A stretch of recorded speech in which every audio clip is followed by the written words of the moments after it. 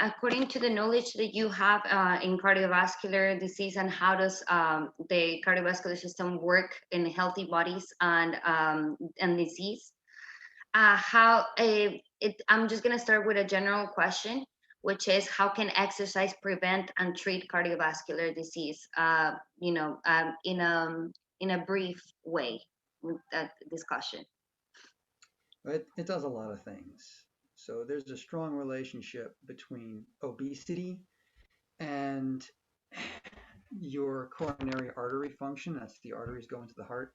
So the more obese you are, the more clogged your arteries are, and the more likely you'll have a heart attack. So that increases your risk of a heart attack. But at the same time, if your coronary arteries are clogged, the rest of your arteries are also clogged. So it reduces the diameter of the arteries, which restricts the blood flow, which causes pressure to go up. So you have high blood pressure. And odds are pretty good that's happening not just in the brachial artery where you take the blood pressure, but throughout the entire body, including the brain, which makes you more at risk for stroke. So you have heart attack, hypertension, stroke, all being affected by obesity. What else obesity does is it increases your risk of type 2 diabetes, and having diabetes increases your risk of vascular death fourfold. So 400% likely to die of cardiovascular event if you have diabetes. And I mention these things because the Rio Grande Valley is officially, for the last 8 or 9 years, the fattest part of the world. Full stop. And also, the US leads the world in diabetes, diagnosed diabetes, with 9% of our population diagnosed with it. We laugh at that here because in the Valley we have 27% of our residents diabetes. Doesn't include the ones that haven't been to the doctor to find out why they're not feeling well. Wow. So Oh, this stuff affects cardiovascular death in a huge way. So how does exercise reduce that? Well, A, you reduce the obesity, you clean up the arteries, you make yourself more sensitive to insulin so that the diabetes is not as much of a factor, which also reduces the cardiovascular complications because they go hand in hand. If you improve vascular, you improve metabolic and vice versa. So the macrovascular function, which is blood pressure, things like that, that improves. Microvascular function, which is the site of exchange for nutrients and oxygen and hormones, in the capillary beds, that improves. So exercise is kind of fantastic for at least 60% of the population where we find significant improvements. okay. And in so we already have established any kind of exercise, and even a mixture of exercises, resistance and aerobic, can improve. It has the greatest improvement, in the risk of people that are propense to getting cardiovascular disease, and people that already have it, in treating it. But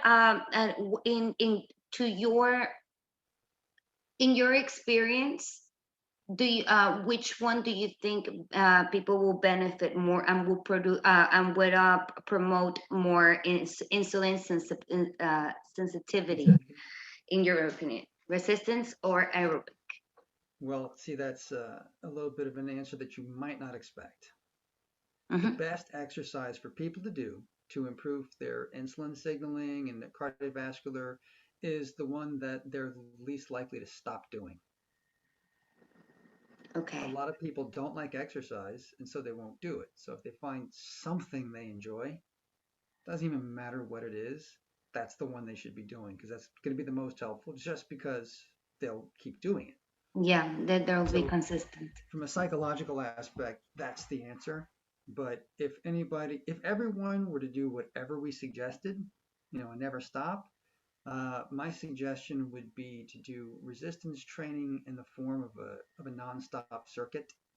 So full body resistance training, one set, complete failure, move on to the next muscle group so that you're doing kind of a high intensity interval on each individual muscle group of the body, but you never stop moving. So it's also like a good 30 or 40-minute cardiovascular workout. So it's kind of everything together. Thank you. And then I think I have one more question for you. Sorry, it's because What do you think? And then, according to the approaches that we're taking here in the RGB, um, in per se in delivering the information, health information to the population down here, in the advices that we give them in how to exercise, and all the approaches that we're taking in order to reduce the risk of cardiovascular disease right here. Do you think we can do something different, as in taking a different approach in Yeah, maybe? everything should change, honestly. I mean, we lead the world in obesity and diabetes. So that's easy. Absolutely, we should do something different because we're dead last in some very important metrics.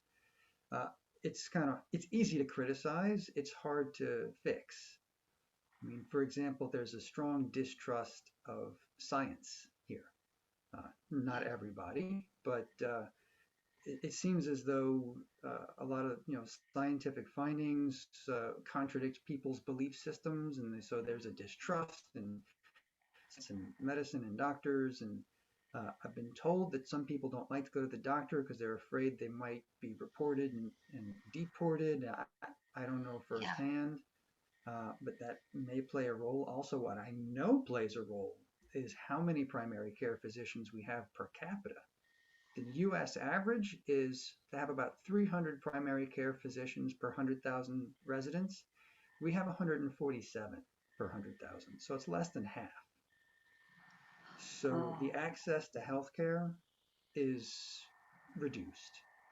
The trust in the healthcare system is reduced. And I guess the ability just to reach out is just not there. And I try and help educate people, and it doesn't